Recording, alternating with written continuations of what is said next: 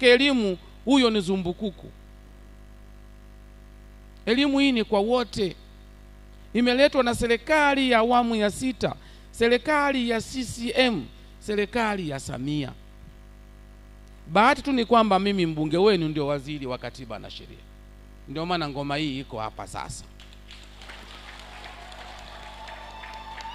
Sasa pamoja na umuhimu wa elimu hii, baada ya kuanza siku ya kwanza,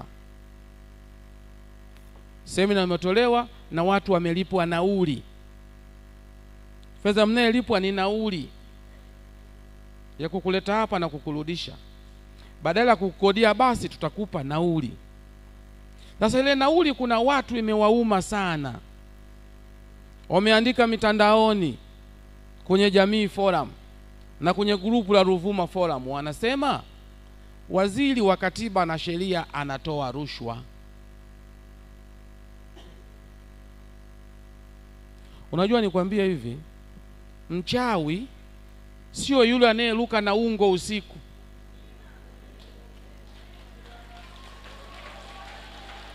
CCM oye! Mchawi oye! Mchawi sio yule anayeruka na ungo usiku.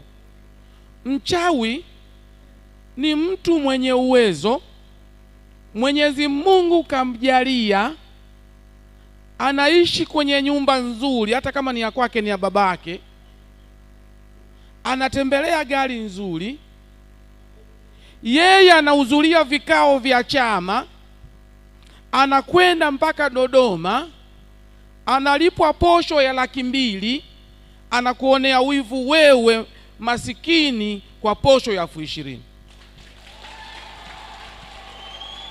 CCM oye! Hiyo ndo tafsiri ya uchawi. Uchawi sio lazima ule nyama ya mtu. Uchawi ni tabia ya kutaka kumuona masikini wa chini anaendelea kuwa masikini.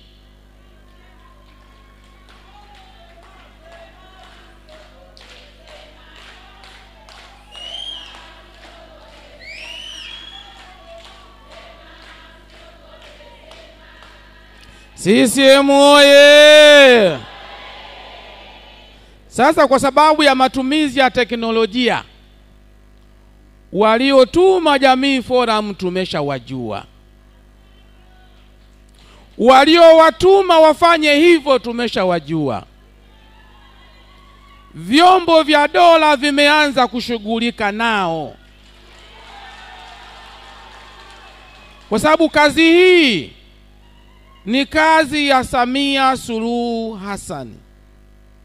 Wewe kiongozi wa chama unakuwa mstari wa mbele kupinga maelekezo ya rais.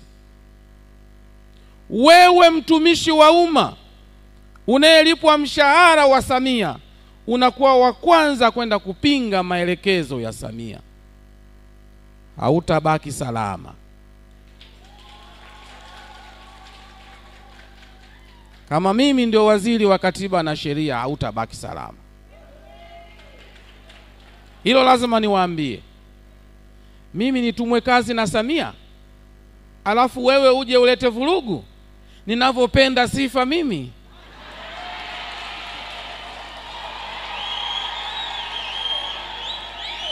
CCM oye! Mimi niwaulizeni hapa, wangapi wamewahi kuitwa na rais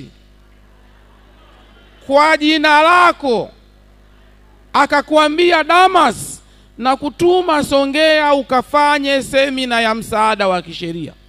Ni heshima kubwa. Alafu mtu anaenda kuja kuniharibia kazi, na mharibia yeye.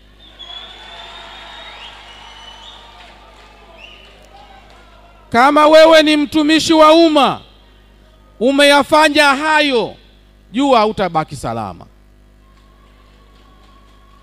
Katika miji mingine wanawaomba wabunge wao, mawaziri wao walete semina kama hizi. Kweli si kweli? Kwa sababu wako kanauli kadogo mtakako kapata, kanaleta mzunguko katika mji wetu. Ni kweli si kweli? Lakini wanakuja wataalamu hawa kutoa semina. Huyu ametoka Msoma kule. Juzi ameniambia amemwona mrembo mmoja hapa anataka kutangaza ndoa. Jamani, si fursa hiyo? Hivi dada zetu kuolewa na wasomi kama hawa si fursa? Sasa tutapata lini kama hawa hawaji? Ili mji ukue, semina kama hizi zinabidi zipishane. Yaani inatoka hii, inakuja hii, inakuja hii. Sasa unaleta eti mtu anapinga. Sasa kwa kuwa anayepinga amejinasibu kwamba anataka kugombea jimbo hili, muda ukifika tutamweka hadharani na ushahidi tutaweka hadharani,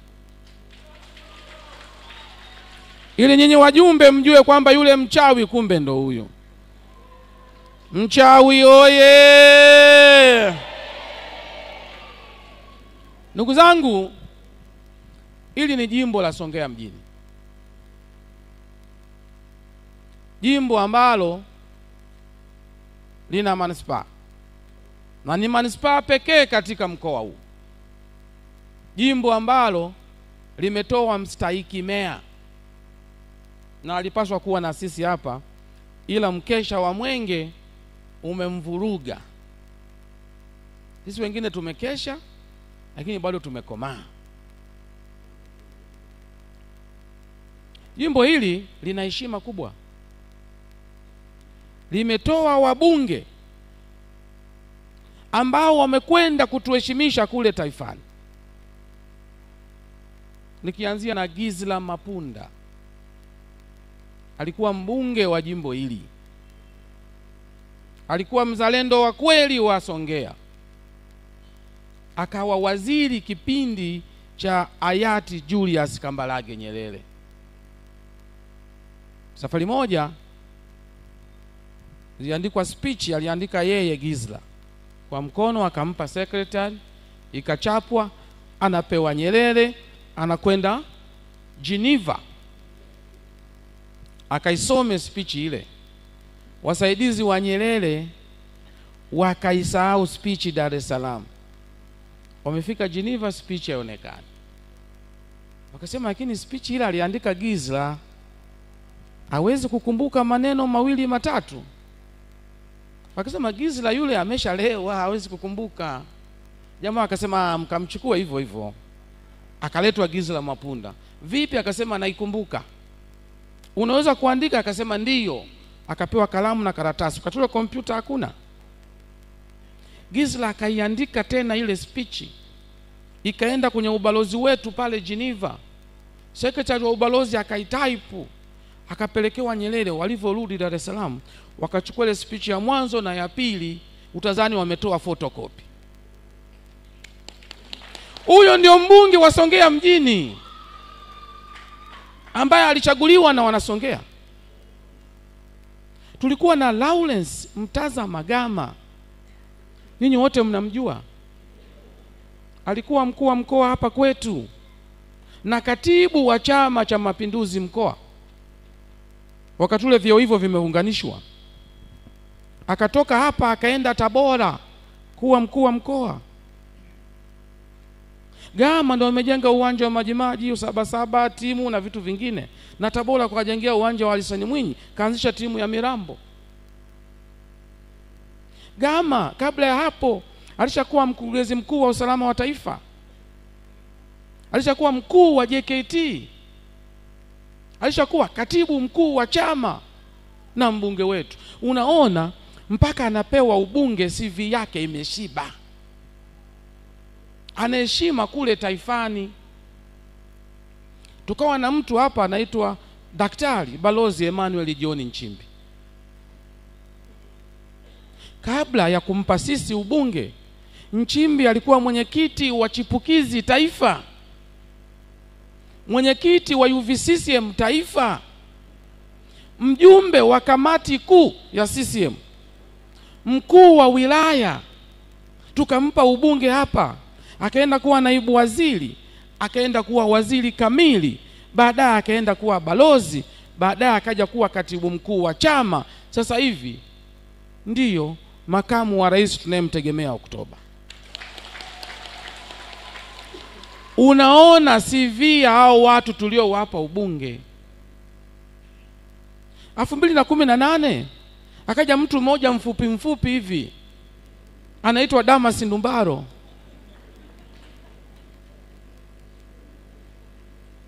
Amebobea sana kwenye sheria, mzalendo wa Songea, alishakuwa mkurugenzi wa Tazara, alishakuwa mkuu wa kitivo cha sheria cha chuo kikuu. Akafika hapa ukasema huyu anatosha, mkampa ubunge. Baada ya ubunge miezi 6 naibu waziri, baada ya hapo waziri maliasili, waziri katiba na sheria, waziri michezo, waziri tena katiba na sheria. Haya yanatokea kwa sababu nyinyi watu wa Songea mna akili timamu, mnajua kutofautisha kati ya mbabaishaji na kiongozi wa kweli. Maandiko yanasema siku za mwisho manabii wa uongo watakuwa wengi. Na katika siasa, ndugu mwenyekiti, hizi ndio siku za mwisho kwenye siasa.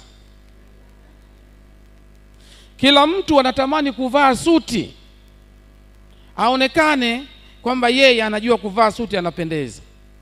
Anadhani kule bungeni kazi ni kuvaa suti. Hapana, kazi sio kuvaa suti, kazi ni kupambania maendeleo. Watatamani kuongea Kiingereza cha uongo. Yes no zinakuwa nyingi. Wanasongea hawataki Kiingereza.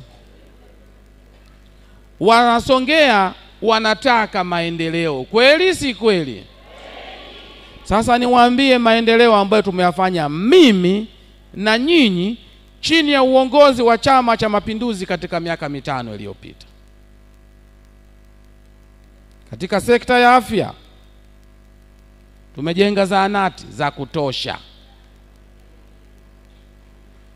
Tumejenga vituo vya afya 8. Na sasa hivi kule kata ya Ndilimalitembo tunajenga cha 9. Fedha imeshafika kwa mkurugenzi. Tulikuwa na hospitali ya wilaya ya mkoa moja tu. Sasa hivi tuna hospitali ya mkoa, tuna hospitali ya wilaya kwa kule Sanangula, watu wa Tanga wanaijua sana. Tuna hospitali Oro, mbona upigi makofi? Hospitali ya wilaya oye! Olo oye! Tuna hospitali ya rufaa iko Mwenge Mshindo. Watu wa Mwenge Mshindo, ipo haipo? Hospitali ile ina vipimo vya CT scan, kipimo ambacho tulikuwa tunakipata Dar es Salaam au Mbeya. Leo tunakipata hapa Mwenge Mshindo. Watu wa Peramio wanakuja kukifuata hicho kipimo. Haya katika sekta ya afya tumeyafanya nyinyi na sisi viongozi wenu miaka hii 5. Kwenye elimu tumejenga shule za awali, shule za msingi, sekondari. Sasa hivi tumesema jamani, hizi shule za msingi, awali, sekondari zinatosha. Sasa hivi tunajenga chuo kikuu. Jamani watu wa Tanga, ni kweli si kweli? Wiki iliyopita tumemkabidhi mkandarasi site. Ni kweli si kweli? Dr. Samia Suluhu Hassan ametoa shilingi bilioni 18 sio milioni, bilioni 18. Mkandarasi, kazi inaendelea. Ametuambia mkandarasi, mwakani mwezi wa 9 tunaanza kuchukua wanafunzi. Chuo kile kitakuwa na uwezo wa kuchukua wanafunzi 12,000. Kata nzima ya Tanga, Mheshimiwa Goliama, kata nzima ya Tanga una watu 8,000. Lakini katika mtaa wa Pambazuko unaenda kuongezea watu 12,000. Wataalamu wanatuambia kipindi hiki cha ujenzi vijana wanakula ajira katika ujenzi. Wenye maduka vifaa vya ujenzi wanauza tofali, nondo, simenti, mabati, misumari, gypsum, rangi na vitu vingine. Manake ile bilioni 18 inaingia Songea. Akina mamalisha wameshajenga vibanda kuzunguka ile site. Fursa hiyo kwao. Lakini fursa kubwa, chuo kikianza, katika kila siku ya Mungu, chuo kitakuwa na uwezo wa kuingiza shilingi milioni 50 katika mji wetu. Tunakwenda kujenga chuo kingine Mwenge Mshindo. Pale kwenye hospitali ya wilaya pembeni tunajenga chuo. Kile RMA nataka tukihamishie kule, tuongee na Muhimbili, kinakwenda kuwa chuo kikuu kingine. Tumelipa fidia. Ndugu zangu wa Matogoro, tumelipa fidia ya bonde la mto Luwila. Ni kweli si kweli? Kweli si kweli? Shilingi bilioni 2 na milioni 400. Tumelipa fidia Mwenge Mshindo EPZA shilingi bilioni 5 na milioni 300. Tumelipa fidia airport pale kwa Jumbeidi watu wa Aruwiko milioni 600. Tumelipa fidia Pambazuko milioni 630. Tumelipa fidia barabara ya Songea kwenda Makambako ambayo tunakwenda kuongeza upana, kuweka njia za waenda kwa miguu, kuweka taa kuanzia pale kwa mkuu wa mkoa mpaka Sanangula tunapopakana na Mlila Yoyo.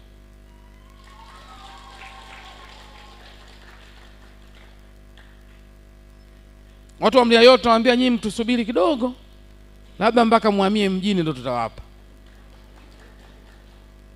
Maana ukiweka taa kule zitakuwa zinamulikia mahindi wala sio watu. Tunataka Songea iwe jiji.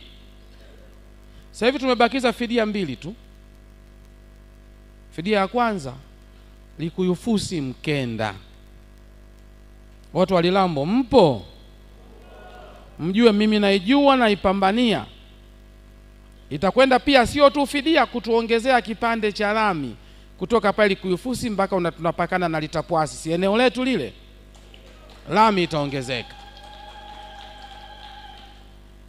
Fidia ya pili ni ya Mtwara Corridor kutoka pale Sogea mpaka na Manditi. Fidia shilingi bilioni 4 na milioni 500. Na hiyo mimi pale na Manditi mnajua nina kiwanja changu, nitakula hiyo fidia. Nikipata hiyo fidia, Mheshimiwa Mwenyekiti, niruhusu nizime simu mpaka hela iishi, ili niweze kuitumia vizuri. Hiyo Mtwara Corridor tunahitaji zaidi, kwa sababu inakwenda kunusuru nyumba za katikati ya mji zisibomolewe. Ile barabara katikati ya mji inaenda kuwa barabara ya TARURA. Kwa hiyo upana ule utatosha. Zile X za kwenye nyumba zitakuwa kisheria tumezifuta. Tutakwenda kutengeneza barabara nyingine mpya huku, kilomita 16 za lami, ambazo zitakuwa na taa pembeni, zitakuwa na njia waenda kwa miguu. Watu watafanya uwekezaji kando kando ya barabara. Mji unaenda kuhamia kwenye Mtwara Corridor. Kama ilivyo kwa Morogoro mji umehamia Msamvu, na hapa mji unahamia kwenye Mtwara Corridor. Kama una kiwanja huko, jua neema imekutembelea. kwa sababu Samia ameniambia atalipa kabla ya uchaguzi mkuu. Tujipange. Haya ndio maendeleo. Ndugu zangu wa Mfaranyaki, Misufini, Majengo, kata ya Mjini, barabara ya lami mnaziona. Mimi sina haja ya kusema sana. Kwenye kilimo tumepata mbolea ya ruzuku na soko kubwa la mahindi. Sasa pale NFRA malori yako kibao, yanapeleka mahindi Zambia, yanapeleka mahindi Malawi. Hii ndiyo serikali ya Samia. Katika miaka mitano ijayo nawaahidi kuongeza kasi hiyo. Lakini kipaumbele kwenye maeneo mawili. Moja, ujenzi wa chuo kikuu kingine kule Mwenge Mshindo, chuo kikuu cha afya. Lazima tukijenge. Vyuo hivi ni uchumi. Ya pili, EPZA Mwenge Mshindo, mipango ya serikali. Na mimi nawaambia kwa sababu kwenye vikao hivyo na mimi naingia, ni kupiga lami pale Mwenge Mshindo kwenye zile plot, nagawa viwanja kwa ajili ya viwanda, yatajengwa magodauni na serikali, inapigwa lami, naweka maji, naweka umeme, alafu wananchi sasa, hata sisi humu, ukitaka kuwa na kiwanda cha kusaga unaenda kukodi tu ile godauni. Serikali inakupunguzia gharama za uwekezaji katika viwanda. Sasa ndugu zangu, tunayafanya haya yote, inafika leo mwisho kuna mtu anasema Ndumbaro hafai. Kwa nini anasema mfupi sana? Mimi nawauliza, hivi kwanza kule bungeni tunakwenda kuchuma machungwa, kwamba mimi sitafikia yale machungwa ya juu? Kule hatuendi kuchuma machungwa, kule tunakwenda kutoa hoja makini za kupambania maendeleo. Na kwenye hilo nimethibitisha kwa vitendo kwamba naliweza. Piga makofi kwa Ndumbaro.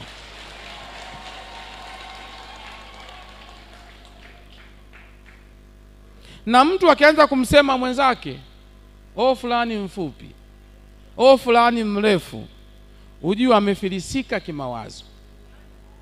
Kwa sababu urefu na ufupi ni kudra za Mwenyezi Mungu. Ukufanya juhudi yoyote wewe kuwa mfupi au mrefu, lakini unene na wembamba ni juhudi yako binafsi. Wewe mnene, jipige kifuani, sema mimi nimefanya juhudi, ndio maana nimekuwa mnene. Mwili haujengi kwa tofali, unajengwa kwa msosi. Ukitaka kuwa mnene, piga msosi. CCM oye! Kabla sijamkaribisha, niseme kidogo pia kuhusiana na soko la Manzese. Soko la Manzese, mkataba wake utasainiwa ndani ya mwezi huu wa 5. Watu wa Misufini, piga makofi sana. Tunakwenda kujenga soko la kisasa pale Misufini. Sasa zile lami na hilo soko patakuwa kama Washington DC. Hii kazi nzuri ya mheshimiwa diwani wenu, kazi nzuri ya mheshimiwa mbunge wenu, kazi nzuri ya mheshimiwa rais wenu. Lakini tukumbushane, mwaka wa uchaguzi huu wataalamu watakuja kutoa mada, lakini mimi niseme sentensi chache tu kwenye uchaguzi.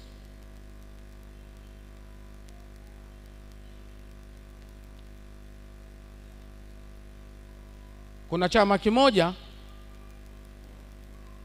kimetangaza kwamba hakuna uchaguzi. Wanatumia maneno ya Kiingereza, wanasema no reform no election. Mimi na bahati mbili. Bahati ya kwanza, nimesoma sheria, kwa naijua sheria. Bahati ya pili, ndio waziri mwenye dhamana ya katiba na sheria. Ninafahamu mwenye mamlaka ya kusema kuna uchaguzi au hakuna uchaguzi, na kama kuna uchaguzi ni lini na kwa utaratibu upi, akina nani ni wagombea wa kila chama kwa nafasi ipi, ni tume huru ya uchaguzi. Sijaisikia tume huru ya uchaguzi ikisema hakuna uchaguzi. Kwa hiyo anayebuka mtaani na kusema hakuna uchaguzi ni sawasawa na mwenda wazimu atokeze hapa saizi aseme yeye ndio rais wa Tanzania. Sisi tunajua rais ni Samia. Hata kama atakuwa analindwa na mabouncer wengi, tutajua huyu ni chizi. Kwa sababu mwenda wazimu sio lazima awe jalalani. Kuna wenda wazimu wengine tunao humu mitaani, tunadhani wana akili timamu, kumbe ni wenda wazimu. Sasa wewe mtaalamu wa sheria, unajua huna mamlaka, unajivisha joo na kutangaza hakuna uchaguzi. Wewe ni nani? Umepata wapi mamlaka hayo? Kwa hiyo niwaambie, kama waziri mwenye dhamana ya katiba na sheria, uchaguzi upo. Kwa sababu uchaguzi ni zoezi la kidemokrasia, uchaguzi ni zoezi la kisheria, uchaguzi ni zoezi la kikatiba. Mwaka 2020 tulivyokwenda kwenye uchaguzi, wananchi waliingia mkataba na chama cha siasa kilichoshinda CCM, na mkataba wao ni miaka 5. Miaka mingapi? Miaka 5. Ile inaisha mwishoni mwa Oktoba mwaka huu, ambapo wananchi wataingia mkataba mwingine na chama cha siasa kitakachoshinda. Ukisema hakuna uchaguzi, manake unatulazimisha sisi CCM na serikali yetu tukae madarakani kinyume cha katiba. Serikali ya Samia, serikali ya CCM haitakuwa tayari kuvunja katiba. Huo utakuwa ni uvunjifu wa katiba. Kwa hiyo wanatulazimisha tuvunje katiba, sisi hatuko tayari. Wanavunja katiba pia kwa kusema hakuna uchaguzi wakati hakuna, wao hawana mamlaka. Wanavunja katiba kwa kutaka kuwazuia watu wao wa ndani wasiende kugombea. Wanavunja katiba kwa kutaka kuwazuia wananchi wasiende kugombea, wakati kugombea ni haki ya mwananchi, tena haki ya kikatiba. Mkisoma ibara ya 5, ibara ndogo ya kwanza ya katiba ya Jamhuri ya Muungano wa Tanzania, inasema kila Mtanzania mwenye umri wa miaka 18 na kuendelea ana haki ya kupiga kura. Kumbe kupiga kura ni haki ya kikatiba. Wewe unasema mtu asiende kupiga kura. Ulipata wapi mamlaka ya kumzuia Mtanzania kutekeleza haki yake ya kikatiba?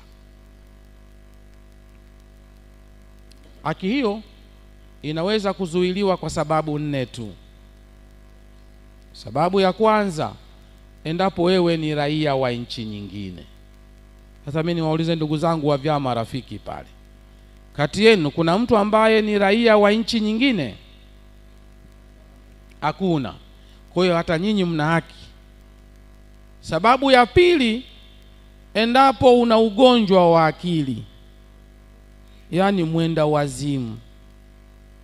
Hivi humu ndani kuna mtu mwenda wazimu? Kwa hiyo wote tuna haki. Sababu ya tatu, endapo wewe ni mhalifu uliotiwa hatiani kwa makosa fulani fulani ya jinai. Mimi ninavyofahamu humu ndani tumejaa viongozi sio wahalifu. Ni kweli si kweli? Sababu ya 4 na ya mwisho, endapo hauna kitambulisho. Na katiba inasema, ibara ya 5 ibara ndogo ya 2, mbali na sababu hizi 4, hakuna sababu nyingine yoyote itakayemzuia mwananchi mwenye haki ya kupiga kura kwenda kupiga kura. Sasa ile no reform no election ni moja kati ya sababu hizi za kikatiba, ni uvunjifu wa katiba. Na ili waonekane wanayofanya wanayosema ni ya maana. Ndio maana wameamua kuongea Kiingereza. Wanasema no reform no election, yani ili kutuvuruga sisi, eti kwamba sisi hatujui Kiingereza. Mwalimu Nyerere aliwahi kusema jambo la kipuuzi likiongelewa kwa Kiingereza linaonekana la maana sana. Sasa sisi tunawaambia, na sisi Kiingereza tunajua, wakati wao wanasema no reform no election, sisi kwa Kiingereza tunasema election hivili. Na sisi kwa Kiingereza tunasema election hivili. Tuseme wote election hivili. Sina sisi tunajua Kiingereza, tunakuwa ngoma draw hapo. Uchaguzi oye! Ndugu zangu, najua wale ndugu zangu wale wakiongozwa na mwenyekiti hapa wanasema hatuchezi. Wanasema hatuchezi. Lakini wote wanasema uchaguzi upo. Kweli si kweli? Uchaguzi upo au upo? Hatuchezi oye! Ndugu mwenyekiti, wewe ndo mgeni rasmi. Utanisamehe kwa kuchukua muda mrefu kwa sababu niko jimboni. Hawa ndio waajiri wangu. Natamani wanipe tena ajira ya miaka 5 ili tuendelee kuboresha mji wetu.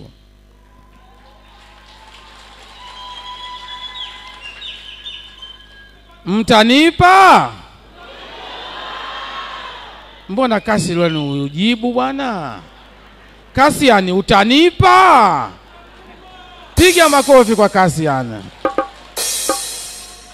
Mheshimiwa Mwenyekiti, naomba kwa ruksa yako sasa, ili na mimi niketi nipumue, nimkaribishe Alhaji Hamisi Abdalla Ali, mwenyekiti mstaafu wa Chama cha Mapinduzi. Watu wengi hawajui kwa nini yuko hapa. Niwaambie, amezunguka na Mama Samia Legal Aid campaign katika mikoa 10. Ndio maana na yeye anasimama kama mtu wa mada. Ila kuna vingine atakuwa anaongea, muwe makini kidogo.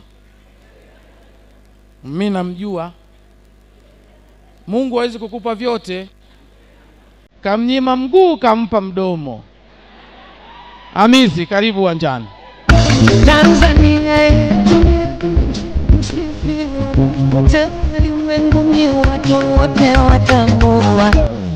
Comrade Odo Mwisho, mwenyekiti wa chama chetu cha Mapinduzi mkoa wa Ruvuma, kaka